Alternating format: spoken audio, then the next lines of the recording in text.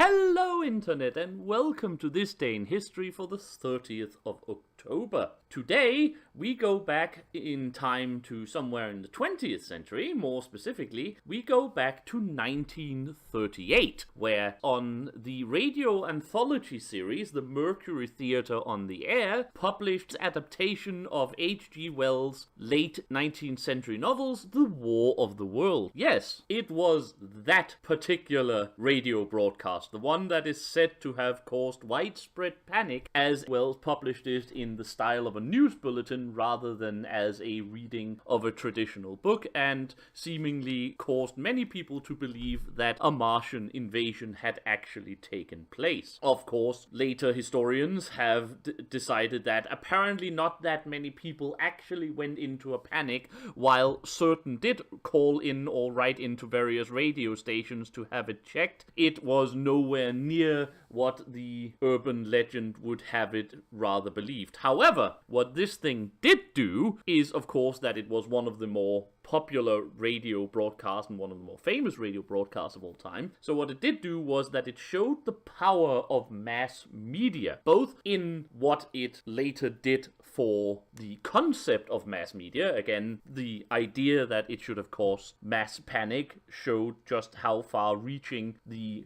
radio and the concept of mass media would have. Of course, later the television would take this to even greater heights. But it also became one of the first variations of fake news, because the ones that was really angry about this whole thing was not, in fact, the public. That did not go quite into the panic state that people have said, but other media who was outraged that the program presented the whole thing as a news bulletin format and didn't have commercial breaks in order to make sure that everyone knew that it was in fact a commercial radio broadcast rather than a news program. In other words, it made journalists cry fake news because they felt like it had been trampling on the sanctity of the news media and the news concept as a whole. It also, of course, ensured Wells' fame as a dramaticist, and he would go on to his long and glorious career. Since we mentioned the fake news, there are in fact even some evidence that all of the urban legend about widespread panic was dreamt up because the other media, already angry with Wells, as I've just described, was trying to kick up another firestorm about him by talking up the concept of this as a cause of widespread panic to basically prove their point that he had trampled on something sacred